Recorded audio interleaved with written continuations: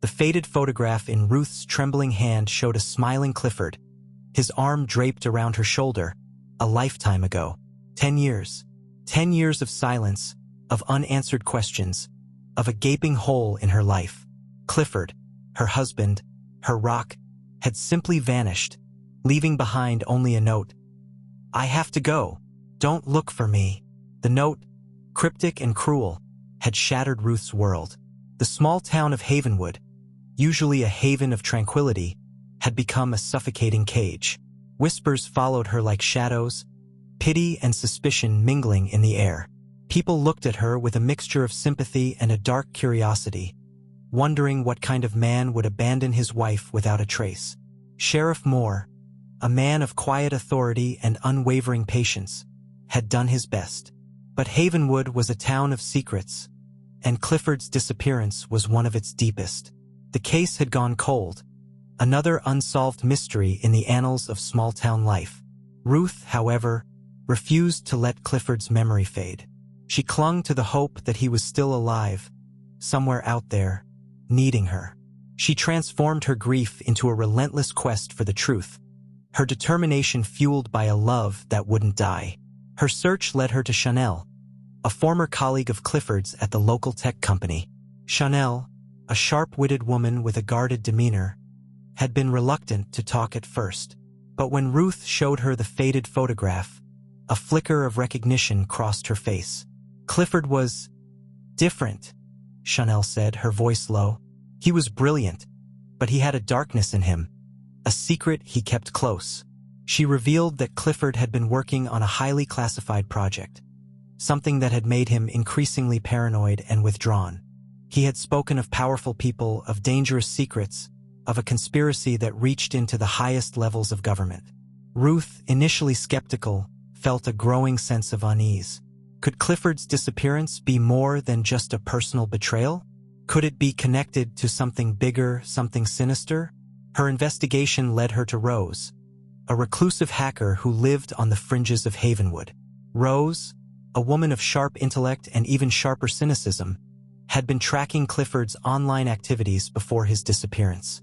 She revealed that he had been accessing encrypted files, communicating with anonymous sources, and leaving a digital trail that hinted at a dangerous game. "He was playing with fire," Rose said, her voice laced with a grim satisfaction. "He thought he could expose them, bring them down. But he was just a pawn, a small fish in a big pond." Rose showed Ruth a series of encrypted messages, fragments of conversations that spoke of a project called Project Nightingale, a shadowy operation that involved advanced surveillance technology and the manipulation of information. The more Ruth learned, the more she realized that Clifford's disappearance wasn't a simple abandonment. He had stumbled upon something dangerous, something that had forced him to disappear, to cut all ties. She began to suspect that someone had silenced him, made him disappear. The note, the cryptic message, was a warning, a desperate attempt to protect her. Her investigation led her to a deserted warehouse on the outskirts of Havenwood, a place that had been mentioned in one of Clifford's encrypted messages. Inside, she found a hidden room, a makeshift lab filled with computers and electronic equipment. The room was a digital ghost town, a silent testament to Clifford's work. She found a hard drive, its contents encrypted, but she knew that somewhere within those files lay the truth about his disappearance. She took the hard drive to Rose, who, with her hacking skills, managed to crack the encryption. The files revealed a shocking truth. Project Nightingale was real, a government-sanctioned operation that involved the illegal surveillance of American citizens. Clifford had been a whistleblower, a man who had risked everything to expose the truth. But he had paid the price, his life erased, his existence wiped clean. Ruth, armed with the evidence, went to Sheriff Moore, her voice trembling with anger and grief. She presented him with the files, the encrypted messages, the proof of Clifford's involvement in Project Nightingale. Sheriff Moore, initially skeptical, was forced to acknowledge the evidence. He contacted the FBI, and a full-scale investigation was launched. The truth about Project Nightingale was exposed, the shadowy figures behind it brought to justice. Clifford's name was cleared, his sacrifice acknowledged. He was no longer a missing person. a ghost in Havenwood's past. He was a hero, a man who had dared to stand against corruption. Ruth, though her heart ached for the man she had lost, felt a sense of closure. She had found the truth, had brought justice to Clifford's memory. But as the investigation deepened, a chilling discovery was made. A single, encrypted file, hidden deep within the hard drive, remained inaccessible. It contained a message, a warning, a chilling prophecy. "They are watching," the message read. "They are waiting. The nightingale will sing again." The FBI agents, their faces grim, looked at Ruth. "We don't know what this means," they said, "but we're going to find out." Ruth, her heart pounding, felt a cold dread creep over her. Clifford's disappearance, she realized, was just the beginning. The nightingale was about to sing, and its song would bring a new darkness to Havenwood. The encrypted message, a chilling prophecy of the nightingale singing again, hung over Havenwood like a shroud. The FBI's investigation, initially focused on exposing the corruption behind Project Nightingale, now took a darker turn, a descent into the unknown. Ruth, once driven by grief and a thirst for justice, now felt a chilling premonition, a sense that Clifford's disappearance had only scratched the surface of a much deeper conspiracy. The FBI's attempts to crack the final encrypted file proved futile. The encryption was advanced, a labyrinth of digital locks that defied their most sophisticated tools. The message, however, was clear. They are watching. They are waiting. Who they were, and what they were waiting for, remained shrouded in mystery. Chanel, Clifford's former colleague, offered a chilling theory. Project Nightingale wasn't just about surveillance, she said, her voice low and tense. It was about control.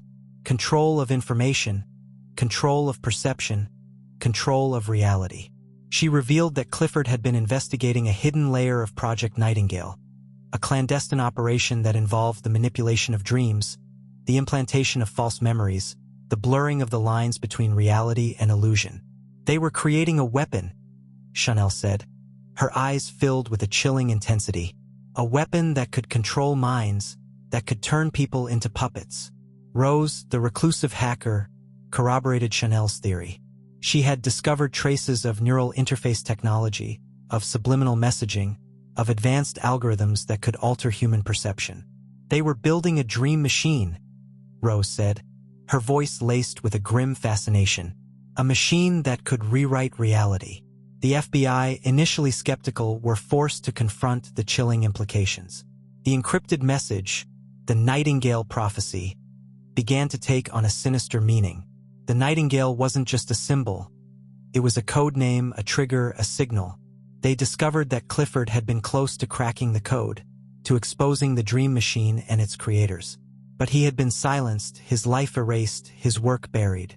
Ruth, haunted by the chilling prophecy, felt a growing sense of dread. She remembered Clifford's cryptic note, his desperate plea. "Don't look for me." Was he trying to protect her, to warn her of the danger? Her investigation led her to a secluded research facility on the outskirts of Havenwood, a place known as the Nightingale Institute. The facility, shrouded in secrecy, was rumored to be involved in advanced neuroscience research.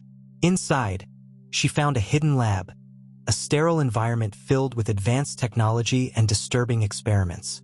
She found evidence of neural implants, of dream manipulation, of the blurring of reality. She also found a series of video recordings, chilling testimonials from individuals who had been subjected to the dream machine. Their eyes were vacant, their voices monotone, their memories fragmented. They spoke of a world that didn't exist, of experiences that weren't real. The recordings painted a terrifying picture of a world where reality was malleable, where memories could be implanted, where minds could be controlled. Ruth realized that the Nightingale prophecy wasn't just a threat, it was a promise of a world where the dream machine was unleashed, where reality was rewritten, where minds were enslaved. She found a final video recording, a message from Clifford, his face gaunt, his eyes filled with a desperate urgency. "They are coming," he said, his voice barely a whisper. "They are going to activate the Nightingale. You have to stop them, Ruth. You have to stop them before it's too late. The recording ended abruptly, leaving Ruth with a chilling sense of dread. She knew she had to act, to stop the dream machine, to prevent the nightingale from singing. She contacted Sheriff Moore, her voice trembling with urgency. She showed him the video recordings, the evidence of the dream machine, the chilling prophecy. Sheriff Moore, initially reluctant to believe her, was forced to acknowledge the evidence. He contacted the FBI, and a full-scale operation was launched to infiltrate the Nightingale Institute. The raid was swift and decisive.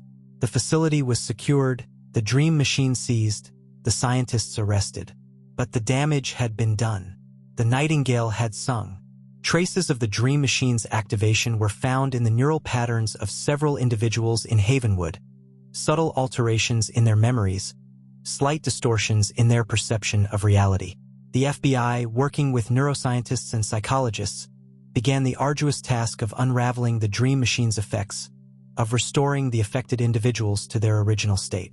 But the fear remained, the chilling realization that reality could be manipulated, that minds could be controlled. Ruth, haunted by Clifford's warning, felt a growing sense of unease. She knew that the dream machine wasn't just a weapon. It was a gateway, a portal to something else, something unseen. She found a final encrypted message, hidden deep within the seized files. It was a fragment of a conversation, a chilling exchange between two anonymous individuals. The nightingale has sung. One message read, "The gateway is open. They are coming." The other message replied, "They are watching. They are waiting." The messages ended abruptly, leaving Ruth with a chilling sense of dread. She knew that the dream machine wasn't the end. It was just the beginning. The nightingale had sung, and something was coming. The chilling exchange. The nightingale has sung. The gateway is open. They are coming, echoed in Ruth's mind, a constant, gnawing dread. The FBI's attempts to decipher the remaining encrypted files proved futile. The digital locks impenetrable, the secrets buried deep. The dream machine, though deactivated, had left a lingering residue, a psychic echo that permeated Havenwood's collective consciousness. The town, once a symbol of idyllic American life, now felt like a stage set, a carefully constructed illusion. People moved with a subtle unease, their smiles strained, their eyes darting, as if searching for cracks in the fabric of their reality.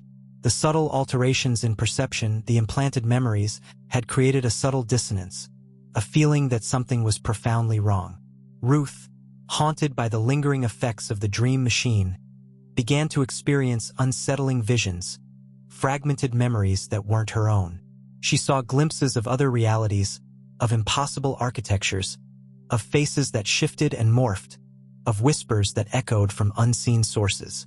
She confided in Rose, the reclusive hacker, who, despite her cynicism, was visibly disturbed by Ruth's experiences. The dream machine wasn't just about controlling individuals, Rose said, her voice low and tense. It was about opening a channel, a conduit to something else, something beyond our reality. Rose revealed that the encrypted files contained references to a dream weaver, a being of immense power, a manipulator of realities, a weaver of illusions. The nightingale's song, the activation of the dream machine, was a signal, a call to this entity. They were trying to bring it here, Rose said, her eyes filled with a chilling intensity, to merge our reality with its own. The FBI, initially dismissive of Rose's theories, were forced to reconsider when they discovered a series of anomalous readings from the seized dream machine. The device, despite being deactivated, was emitting a low-frequency signal, a psychic resonance that was affecting the surrounding environment. The readings correlated with Ruth's visions, with the fragmented memories that were plaguing Havenwood. The dream machine wasn't just a machine. It was a receiver, a conduit for the dream weaver's influence. The town was being invaded, not by physical beings, but by psychic constructs, by fragments of another reality. The dream weaver was weaving its web, slowly, subtly, altering the very fabric of Havenwood. Ruth, realizing the gravity of the situation, knew she had to find a way to sever the connection, to close the gateway. She remembered Clifford's final message, his desperate plea. "You have to stop them before it's too late." She returned to the Nightingale Institute, the source of the dream machine's insidious influence. She found a hidden chamber, a control room that housed the core of the device, a pulsating orb of energy that resonated with the dream weaver's presence. Inside the control room, she found Chanel, Clifford's former colleague, her face pale, her eyes filled with a chilling detachment. "You can't stop it," Chanel said, her voice monotone, devoid of emotion. "The dream weaver is already here. It's weaving its reality into ours." Ruth felt a surge of horror. Chanel, the woman she had trusted, had been compromised, her mind altered by the dream machine's influence. "You're wrong," Ruth said, her voice trembling but resolute. "We can stop it. We have to." Chanel smiled, a chilling, vacant expression. "You don't understand," she said. "It's not about stopping it. It's about joining it. It's about becoming part of the dream." She revealed that Clifford, in his attempt to expose the dream machine, had inadvertently activated a failsafe, a program that would allow the dream weaver to fully merge its reality with theirs. "He thought he was stopping them," Chanel said, her voice laced with a cruel irony. "But he was just accelerating the process." Ruth felt a wave of despair. Clifford, her husband, the man she had loved, had unknowingly sealed their fate. But then, she remembered Rose's words, the reclusive hacker's theory about the dream machine's core. The pulsating orb of energy wasn't just a conduit. It was also a filter, a barrier that separated their reality from the dream weavers. If she could overload the orb, disrupt its energy flow, she might be able to sever the connection to close the gateway. She looked at Chanel, her eyes filled with a desperate resolve. "We're not going to join it," she said. "We're going to break it." She grabbed a nearby console, its surface covered in glowing symbols, and began to manipulate the controls, her movements frantic and desperate. The orb began to pulse erratically, its energy fluctuating wildly. Chanel, her eyes filled with a chilling detachment, watched Ruth's actions, her voice a monotone warning. "You can't stop it," she repeated. "It's too late." But Ruth ignored her, her focus fixed on the console, her fingers flying across the controls. The orb began to crack, its pulsating energy reaching a fever pitch. Then, a voice echoed through the control room, a voice that was both familiar and terrifying. "You have disrupted the weaving," the voice said, its tone a chilling whisper that resonated through their minds. "You have angered the dream weaver." The orb exploded, its energy erupting in a blinding flash of light. The control room shook violently, the walls cracking, the floor trembling. And then silence. Ruth, her body trembling, her eyes wide with shock, looked around the control room. Chanel was gone, vanished into thin air. The orb was gone, replaced by a swirling vortex of energy. The vortex began to expand, its dark energy reaching out, its tendrils grasping at the edges of reality.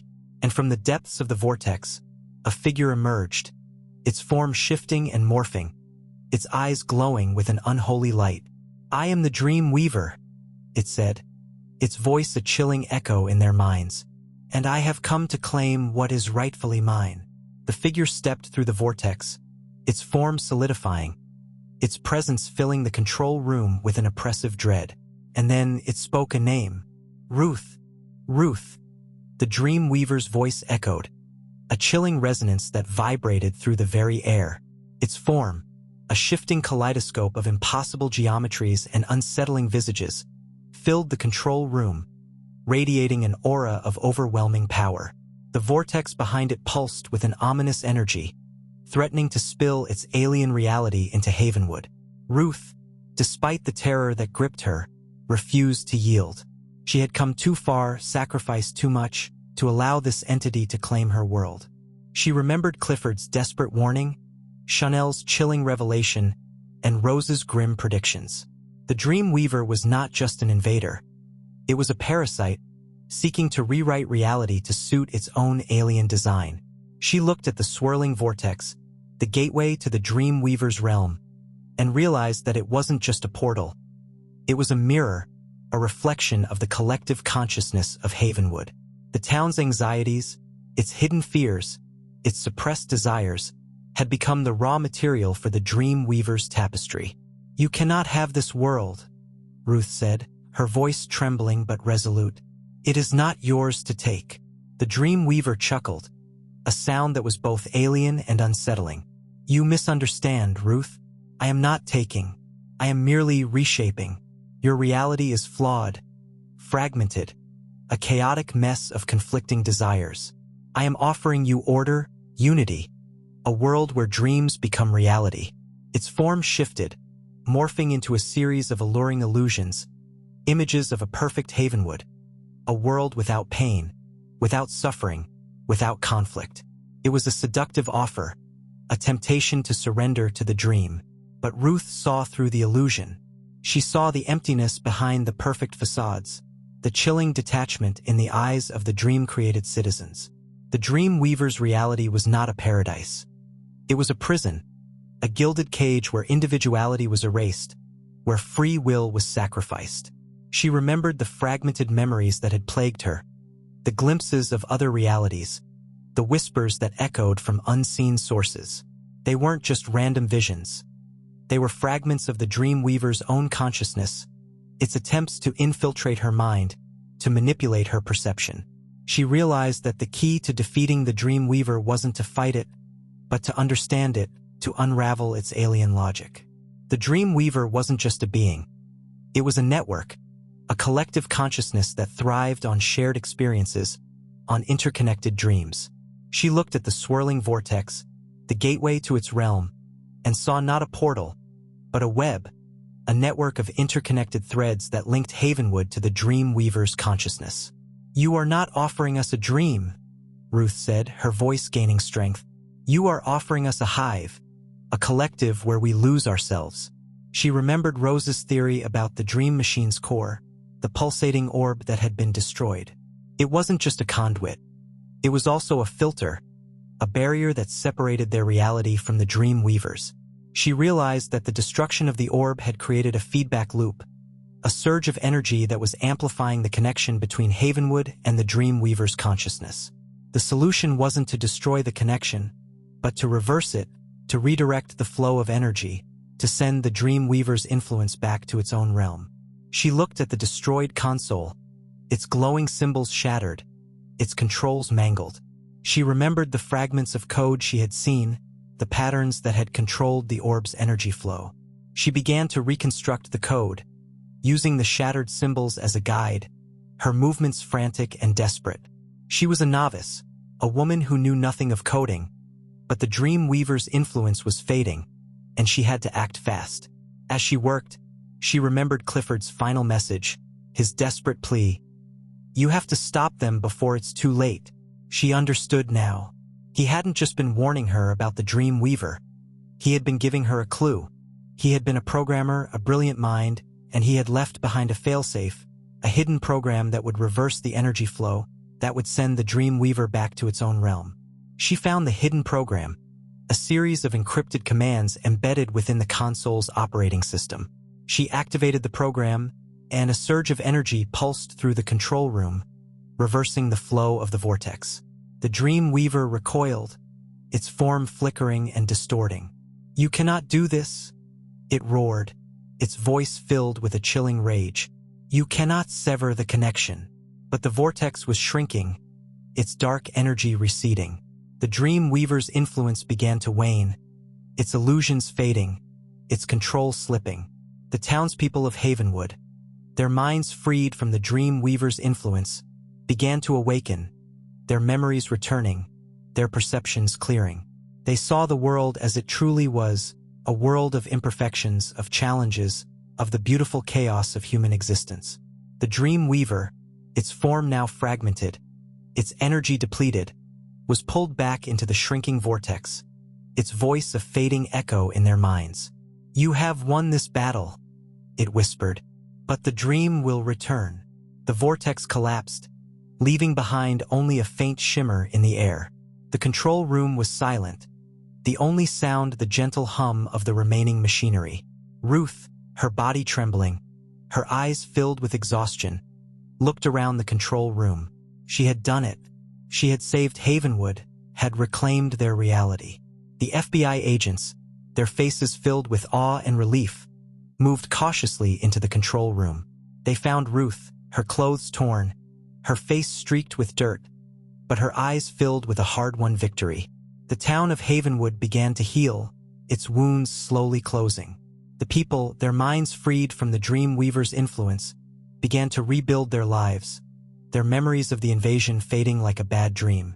Ruth, though forever changed by her experience, found a sense of peace. She had honored Clifford's memory, had exposed the truth, and had saved her town from an alien nightmare. And as she looked out at the restored town of Havenwood, she knew that even in the face of unimaginable horrors, the human spirit could endure, that the power of love, of memory, of the human will could reclaim the reality that was rightfully theirs. The dream had been shattered, and they were finally awake.